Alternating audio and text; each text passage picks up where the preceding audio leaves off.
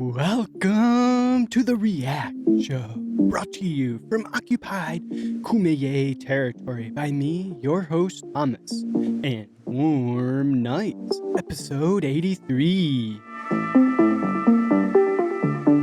Have you ever felt compelled to develop something you didn't feel comfortable with? Or maybe you felt like quality, user respect, and security were being sacrificed for launch dates, or just profit in general, or maybe so your boss can advance?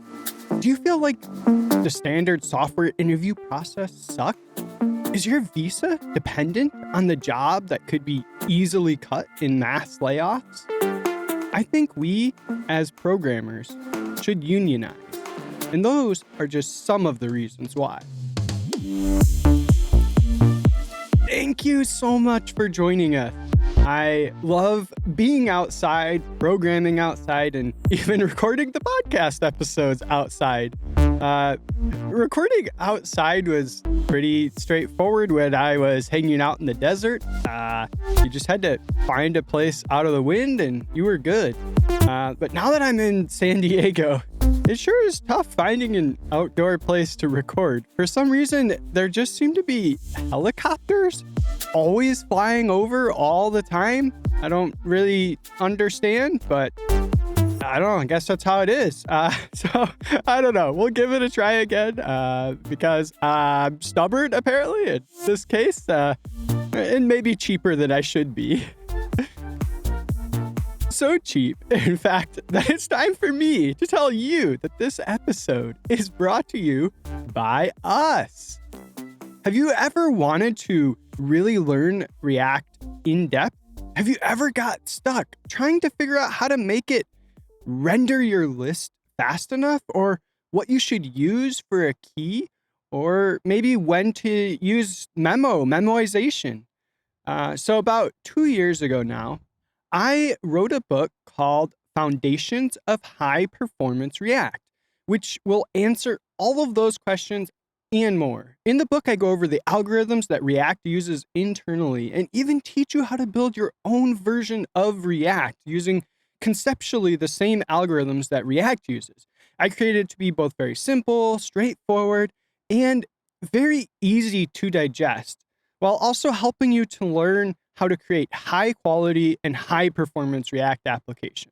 It's currently on sale at thereactshow.com for $12. But like I mentioned in the last episode, if $12 is too much for you, just go to thereactshow.com, go to the contact page, send me a message, and I'll take care of you. No worries at all. Either way, though, we really appreciate the support as it enables us to continue to create and bring this podcast. Before we get into the main topic of the episode, I thought it'd be fun to have a chat real quick about the architecture choices I've made recently when developing some new features for the reactshow.com.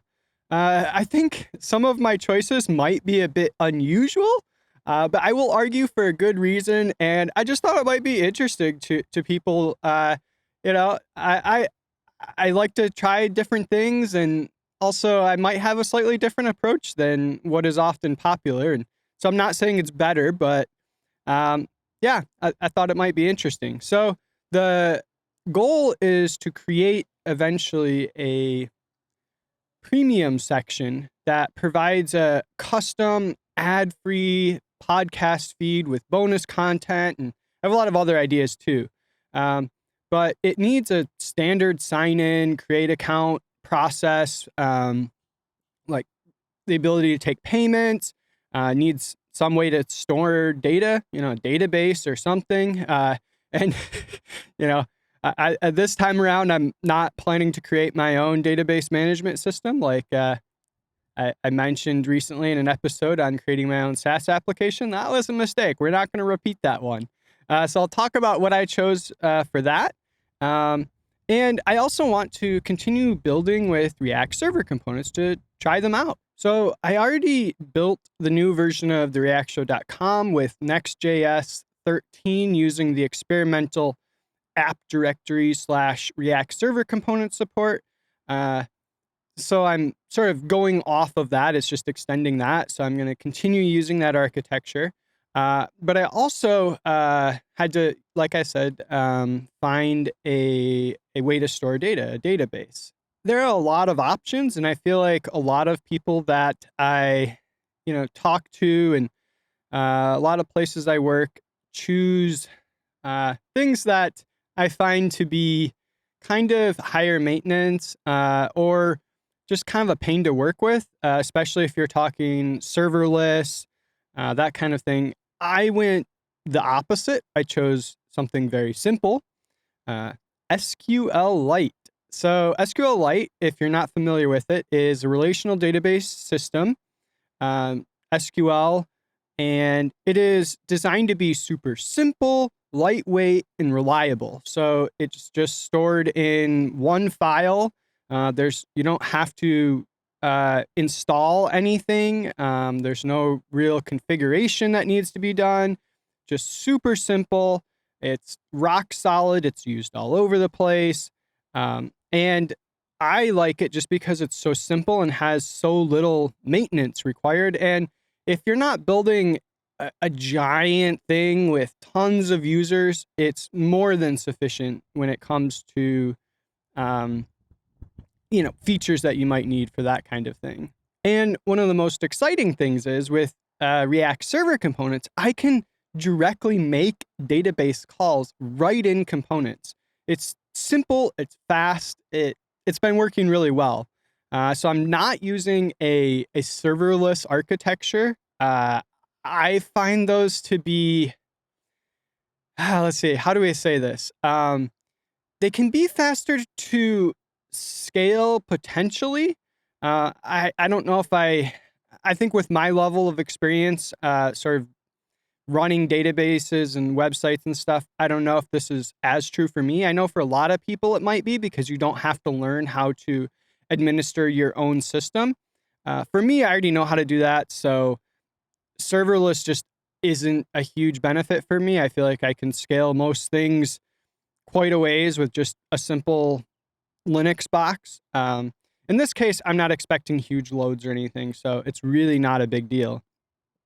So just looking for something very simple, and I'm currently running the website on a virtual private server, and I can just have my database there and use it sort of old school.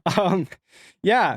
So that's what I chose for the database, and I've done it before. It works fine. I'm happy with that, and it should be very, very low maintenance. I don't have to worry about being on Heroku and using Postgres, and they're like, "Oh, we're upgrading the library. We're changing the extensions. You have by this date to go in and update a whole bunch of stuff or whatever."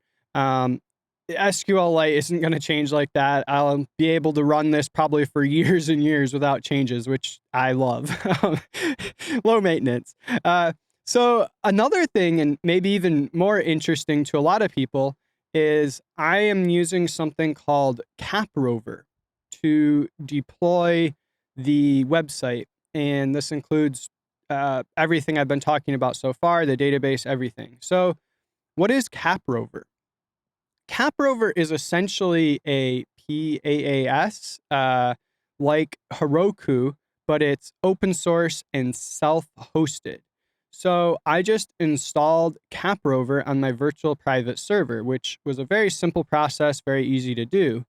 Um, and then beyond that, I can deploy Docker images to that instance, to my server. And it's very much like Heroku, where you can set it up with a source control system. You can deploy branches. You can do all sorts of stuff. Very similar to what you might be familiar with in other PaaS systems. Of course, the big difference is it's all completely self-hosted. It's I have found it to be very low maintenance. It's going to be slightly more maintenance than probably running on Heroku or something. But again, for me, it's not a big deal. I really like it. It's easy to set up, and it has so many really nice features that I just don't have to mess with. Like I have enough experience. I can set up my own Linux box and configure Nginx and configure everything myself manually. Um, but I like quick and easy and low maintenance. And Caprover makes it so I can have reliable deployments, fallbacks, automatic HTTPS setup. I can deploy branches for testing. It has auto restarts if the app crashes and lots of other features that I just don't have to mess with or configure, and it just works. So that's fantastic. I've used Caprover on a few projects now, and I wouldn't say it's the most full-featured or developed. I'm not necessarily saying you should go out and use it, but I've had great success with it. I really enjoy using it, and hey, I guess I'm being cheap too. It's a lot cheaper than Heroku or anything like that I know of, and I think in general less maintenance. Um, yeah, so that's Caprover. I just made a simple Docker image that gets deployed to it. Um, Beyond that, I think another interesting thing to people is the way that I developed a lot of the interactivity. So there's forms. I created the sign in, create account, and all that kind of stuff from scratch, just using Tailwind for styling. And with React Server components, I just went kind of what you'd call old school. So it's pure server side form based forms. I really love it. It's so simple. I don't need any extra client side validation. I can just put all the validation inside the server side components, and I am passing. Like if I need to like let's say somebody submits to create an account and the account's already taken. I just use query parameters to pass that message back to the page they were on. That page, says, "Oh, look, this query param says the account was already taken." So I'll display a message to the user showing that it was already taken, or if they didn't include a password or whatever it might be.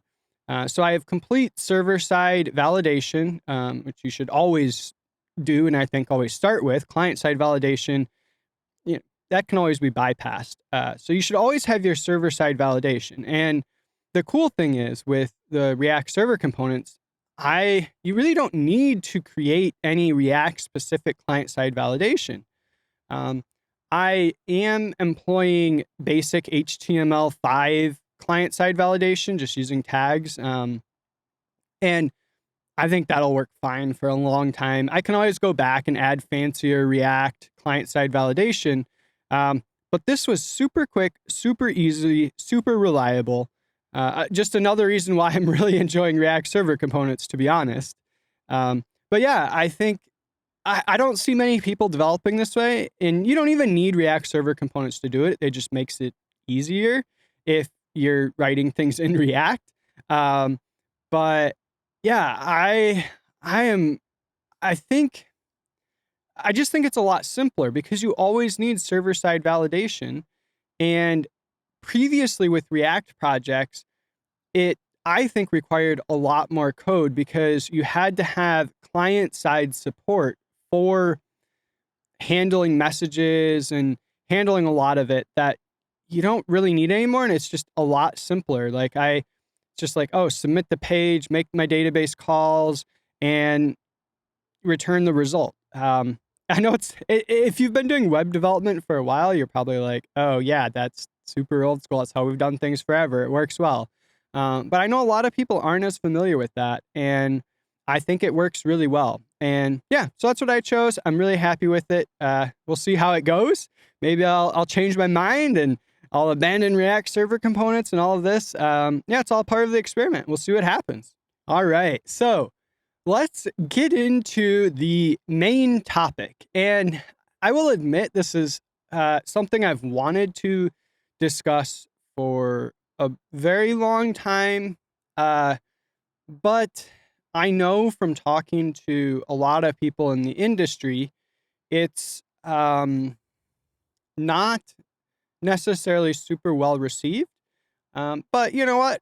I don't care. Maybe nobody likes this and nobody's going to agree with me. maybe nobody's going to listen to this episode, but that's all right. It's important to me, and so I'm going to say it. But I really hope you all enjoy it, and I'm super curious to hear what you think. And the it I've been talking about, I should say, and that is unionization. Yeah, I think programmers should unionize. And I think there's a lot of almost misinformation about what that means and why you might want to unionize. There's absolutely a thing within the tech and programming community. I think there's two things. One is that there's sort of this perception of like unionization is for like getting better pay, things like that. And yeah, absolutely. It can be used for that, but it's also way more than that. Um, I really see any, work environment as a default power imbalance, where your boss or bosses, the investors, whoever they might be, um, has the real power in the relationship. Um, so if you're in an industry where you're really in demand and there's a supply demand imbalance, you have more inherent power. And I think that's where programmers have often been when it comes to software. So we have been able to have certainly much better work environment, much better pay than people in a lot of industries. But I think that we often overlook a lot more negatives about the current setup, the current power imbalance. And yeah, I don't want to discount the fact that there are a number of tech workers that are highly paid with really good benefits and things are great for them. I'm not saying that's not true. Um, but I think there's way more to unionization.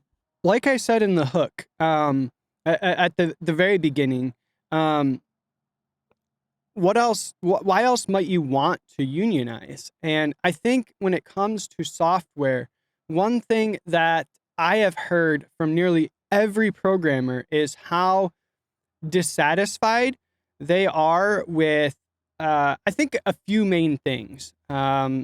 Some being focused around the work environment, of course, and sort of feeling. I think what I get a lot is people feel insecure, and that's not good. That's not healthy. It causes people a lot of stress in their personal lives.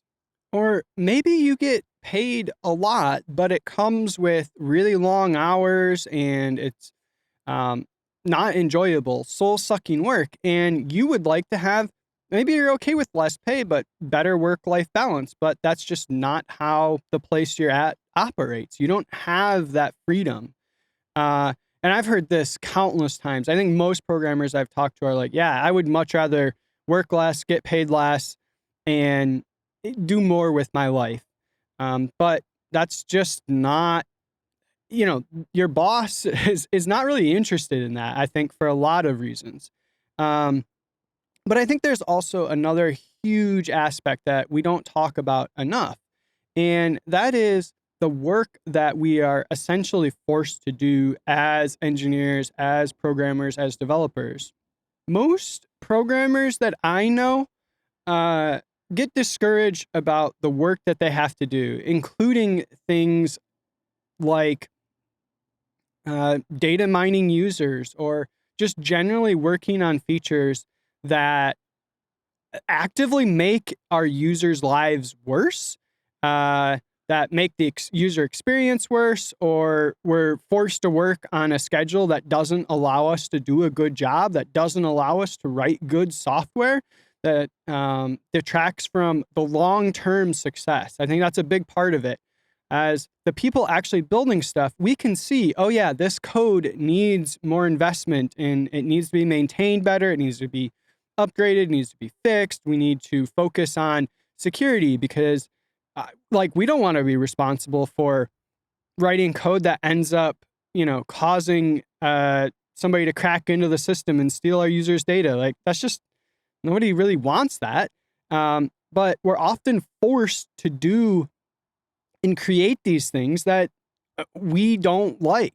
I've talked to a lot of people in the ad tech industry, especially, who basically have told me, like, yeah, I just kind of have to, like, to survive in this industry, I just have to suspend all of these feelings. So much of what I have to do on a daily basis, whether it's data mining users or spying on users or trying to trick them into providing information or trying to just extract information from so many different sources sort of secretly, like, I just can't do my job if I'm worried about the actual effect of this. And that's very sad and disappointing to me. Nobody wants to work in that kind of work environment.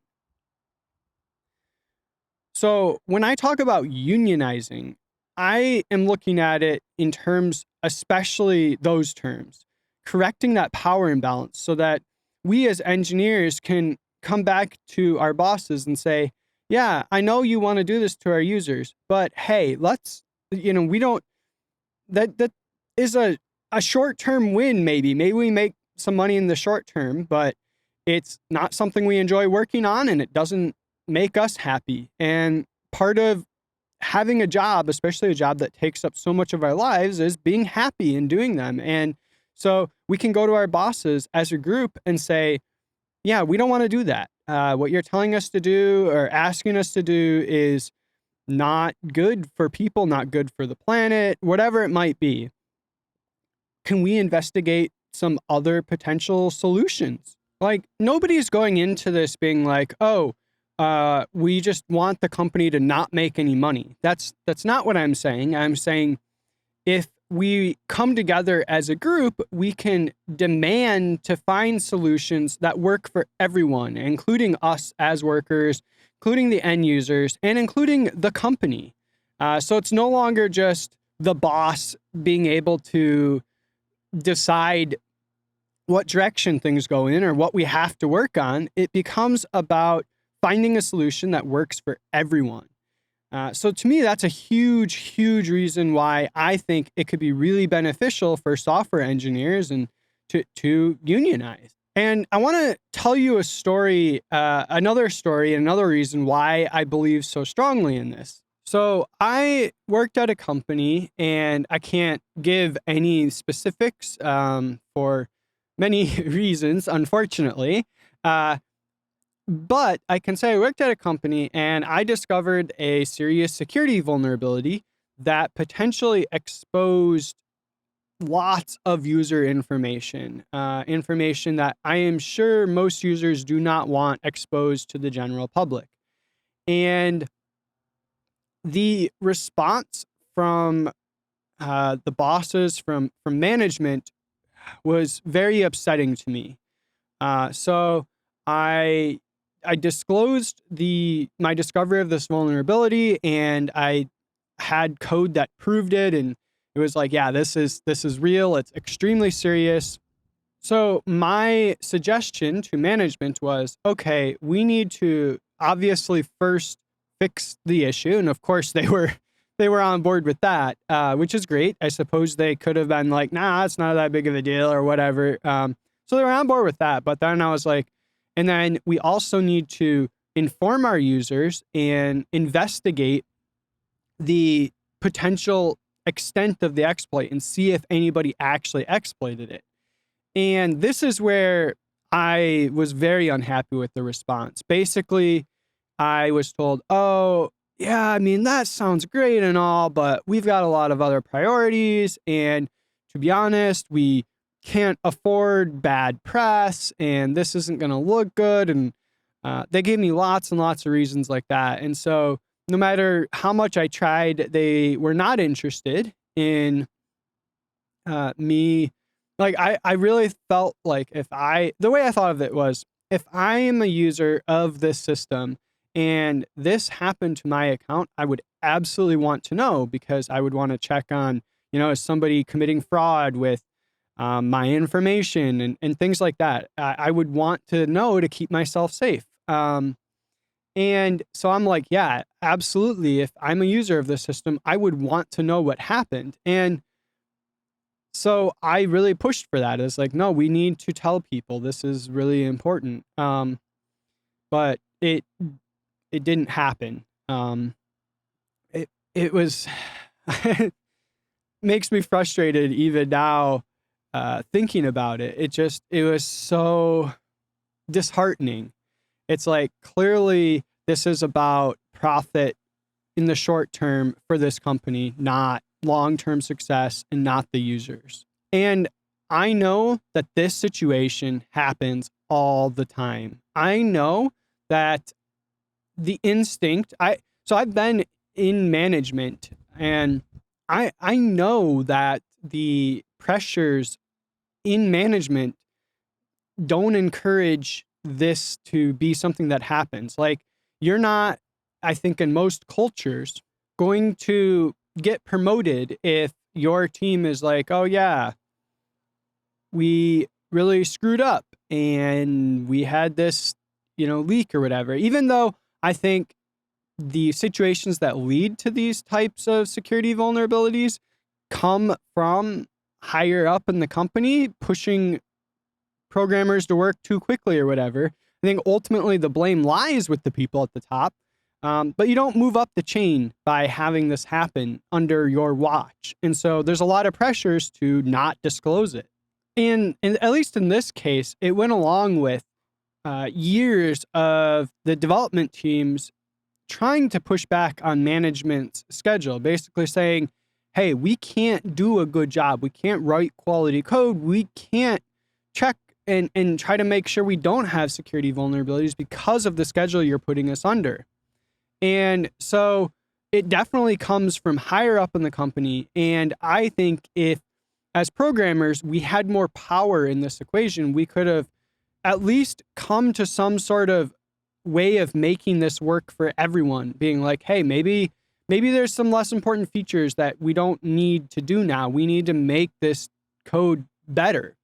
And to be honest, in my experience, as the workers, as the programmers, the developers actually making things, actually producing things, we often understand the software, the code, and the product better than our bosses. And it's also been, I don't know, proven, if that's the right word, but it's been demonstrated scientifically that being a boss also psychologically over time transforms your brain, so it's harder to have empathy with other people and with other users.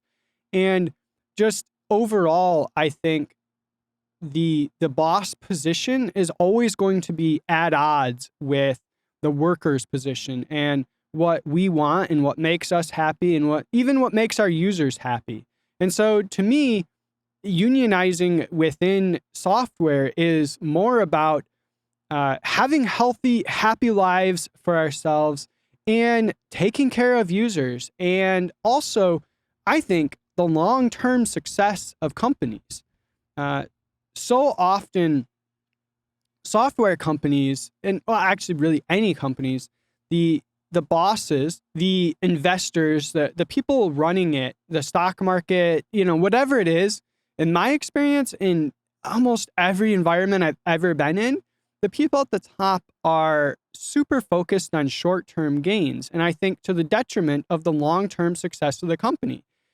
It's not that there aren't times when you need to really buckle down and you got to make it through some tough times or whatever. Nobody's denying that. But in my experience, the people running things are usually always in short-term mode. And I think, as in my experience personally, but also in talking to a lot of engineers, we have this perspective that's like, yeah, we know what it would take to make this code base really good, to make this product really good long term, but it requires investing in the product, investing in the code at times, not just always putting out new features per se. As programmers, I think most programmers care about their work. They care about the quality of the work. It makes us happy to be able to do good work. And so creating a space, creating a place where we can do that while also still making companies successful seems like a win really for everyone, even if the bosses might not admit it. Yeah, so that's I guess the long form of many reasons why I feel like in software we should unionize. And of course, there's many other reasons, like I mentioned earlier on in the intro. Everything from improving or completely changing the interview process to make it better, to being more equitable for everyone involved, whether it's related to disabilities, mental health, ethnicity, background. Um, as a group, we can come together and set common goals that benefit all of us. We can say, yeah, we think this interview process is horrible. We don't want anyone to go through it anymore. We're going to come up with some better solutions for it. And just being able to have the power and the voice and the ability to have input on that, I think would be huge for the industry, for improving the industry, for improving everyone's lives who, works within the industry. So I could go on and on about reasons why I think it would be beneficial. And, if you guys want me to talk more about that, definitely let me know. But I also want to get into what I really mean by unionizing, because I've been talking about it a lot, but not defining it. And I certainly don't define it exactly the way that maybe everyone does. So I think there's a lot of ideas on what a union is or what a union can be. But to me, I'm not interested in creating another boss. So I've seen a lot of unions where you trade one boss for another boss, the union boss. And that's not something that I'm interested in. So when I talk about a union, I'm talking about a workers' union, a union where we as the workers have the power within the union. We're not just paying dues to some other union boss who makes the decisions for us. We are creating an environment where we make the decisions. Like, for example, one option could be maybe you still have a management layer, but management is voted on by the workers. Your manager is not just sort of handpicked by the people at the top. Your manager is someone that you elect as the workers.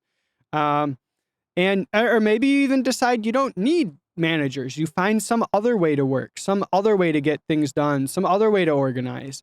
But the important part is that we as the workers have the power and the voice. And nobody else has that voice or that power over us. We become, as a group, equal within this equation. Our boss is no longer over us per se, but more like working with us as an equal. And I think that, I guess this is really what I mean by a union. There are absolutely unions that don't work this way, where you just have the union boss and you pay your dues, and those are often still better than not having a union at all. But I find that you really lose a lot of the potential benefits. Now you're just working within the constraints of the union that you also feel like you don't have power within. And to me, the whole goal is about equalizing the power structure, not just moving the power to some other boss. Our goal isn't to replace one bureaucratic structure with another. It's to replace a power imbalance with more balance. And not paperwork and union dues. So, getting pretty intense there. The weather decided to let me know to cool it off, take a break here. It started raining on me. Guess one of the other joys of recording outside. But hey, makes for a nice adventure, right? So yeah. Getting back to what I mean by unions and where I think we could go as an industry. I think what I would be looking for is a workers' union, one where we have equal power to each other and to our bosses. And I also think a big part of this, a big advantage could be uh, joining a general purpose workers' union. So you can have unions where you're segregated by the type of work you do. So, you drive semi trucks and you could have a semi truck union. I think the most powerful unions historically have been general purpose unions. So, essentially one workers union for all workers, not just software workers. This gives you even more chance of equalizing the power imbalance. The truth is, if you are creating a union that is specific to one type of work, you're essentially limiting your power, and your bosses might still come out with more power in the situation just because you have less members. If everyone that works is a part of your union, if all workers are part of it, then you have a much, much better chance of having your demands met and creating a healthy, happy work environment. All right. So let's say we are like, yeah, let's create a union. What can we do with this union? Like I mentioned before, I'd love to improve the interview process, make it something that is both better and healthier and less stressful. I'd love to look at removing bad bosses. Bad bosses shouldn't be bosses. There's plenty of good people in the world that could do a good job. The bad bosses shouldn't be there anymore. We could remove them. I'd love to focus on the people and the users of the things that we create. Have a more long-term focus and invest time into making quality programs. This would be huge. Like pretty much every work environment I've ever been in, the focus has just been so short term, and you're not able to create good quality products. I think you especially see how this compares to an open source project where, especially early on, it might be a passion project and people are working on it in their spare time. If you look at these projects that end up being really wildly successful, that end up getting used maybe more than any, professionally sold product. Lots of our websites, when we develop things, are built on open source software that started as passion projects by people that cared about quality and making something good, some code base that they enjoy working on. And these projects last a long time because the people creating them are able to create quality projects, quality, software. And so being able to do that in our jobs, I think would completely transform a lot of people's lives in terms of mental health and a lot of other things. If you can go to work and be like, yeah, I love working here because I get to really make something good. I get to make users happy. I get to write high quality code. I think this would fundamentally improve everyone's outlook in the industry and just make everyone happier in general. Another awesome thing that we could do is push back on unreasonable timelines. Uh, I think, like I said, there's always a time and a place where you just have to get scrappy and you just have to get things done. But we need to be equal parties as workers in those conversations. If our company is really actually losing money and we have to do this, then we have to do it. But there's also a time and a place to celebrate and sit back and relax and just have fun and have a good time. We're humans. We're not machines. And I think it's important to, have the ability to say, no, this timeline doesn't make sense. Let's talk about other solutions. Another thing that I think would be really awesome to investigate is sharing profits across all workers, not just the people at the top getting rich, or at least having more control and power and say into how the profits of the company get distributed. Or maybe the profits are just reinvested into the company. Maybe we're like, yeah, we just want to keep working here for 50 years. So our goal is to improve the company, not necessarily get paid more today. What about let's create some job protection so we can't be fired without cause on short notice without a good severance. Creating a situation where we can, have children and spend time with them. We can have a really stress-free work environment and a healthy, happier life. Create a work-life balance that we want. Let's get a 4-day work week. Whatever we're interested in. Something where, our job isn't just the soul-sucking thing that we have to do to earn an income. It's also something that we enjoy doing and makes other people's lives better at the same time. And I'm sure there's many, many, many other things we could do. I would love to hear from all of you if there are specific things that you're interested in, that you struggle with at your job, and you would love to see improved that you think could be improved with this. Or even, I'd love to hear from you if you completely disagree with me. I'm sure this is also going to happen. And that's okay. I'm okay with that. I would love to have that conversation and work through it. It just seems like over the years being in this industry, seeing this industry, it seems like this would be an overall benefit to us as programmers, but also to the industry as a whole. And even I think to our bosses, at least the good ones that we don't fire. So, because I think this would create much more sustainable, long-term, long-lasting companies that aren't purely focused on short-term profits or the advancement of, our boss within the chain.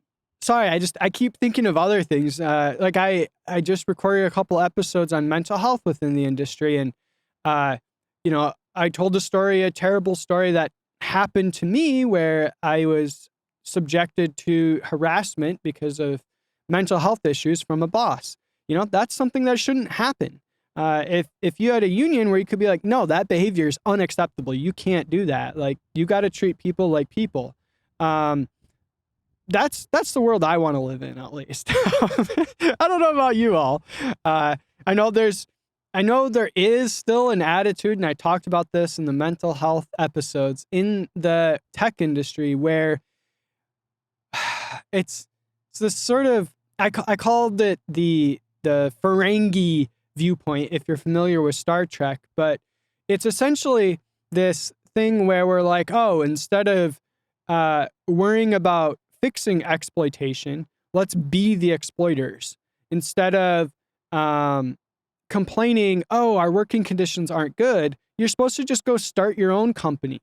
And so many programmers, I think, get caught up in this trap of like, oh, I don't really love what I do, but the solution is I'm going to save up some money or, whatever it takes. I'm going to start my own company and I'm going to be on top. And you don't frame it this way, but essentially what you're saying is I'm going to become that boss that I don't like currently. And, maybe you think you'll do things differently. I suspect we often find that isn't how things shake out.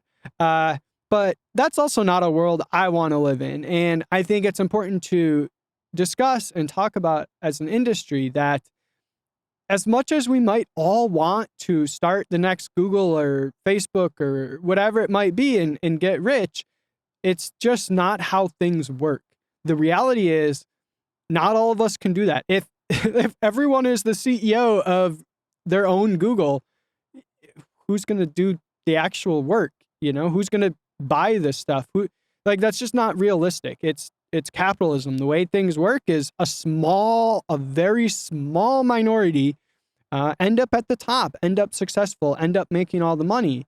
And it's just not reasonable to think that all of us can end up there. So that's why I'm not in the camp of like, oh no, everyone just needs to start a startup. That's just unrealistic. And the other thing is not everyone wants to, not everyone's good at it. There are so many reasons why I think that's a flawed line of thinking, but it's so popular in software, at least, and I think especially where I've been living for the past 10 years. in the Bay Area, San Francisco, Silicon Valley. That's, startup central essentially. And that's absolutely the attitude. And I think it sucks. I don't think it's a healthy attitude. I think it only serves to further enrich the people that end up on top, and the vast majority of us end up just dissatisfied for much of our lives. All right. So yeah, that is all I got for this episode. This is one, I know I always say I would love to hear what everyone thinks. I would really love to hear what everyone thinks on this one. I know I've heard from people over time, like they might agree with me and be like, oh yeah, that sounds good and all, but like, how do we get started? How can we make, like, it's not really going to happen. That's impossible. Things are fine. They're not that bad. It's not worth going through this. Maybe that's how you all feel, and hey, that's fine. But I'd love to hear from you. Like, do you agree with me? Do you think this is something that we should try to achieve? Do you think it's achievable? Or am I, completely, off in the deep end here, out on my own, which is fine. But I'd love to hear what you think. And if you all are interested, let me know, and I can I have a lot of ideas on how we could actually make this happen and how we could move forward with this and start organizing. But I would want to hear if that's what you all are interested in. Hey, who knows? I might do an episode on it anyways, and you could all just not listen if you're not interested. But I would love to make things that people are interested in. I care about you guys. I care about making things you want to hear. So yeah, I would love to get your feedback. Thank you so much for joining us once again. Thank you for listening. Thank you for supporting the show. I hope you have a fantastic rest of your day. Take care. I'll talk to you later, or see you later. I don't know if I'll talk to you or see you later, but yeah, have a good one. Bye.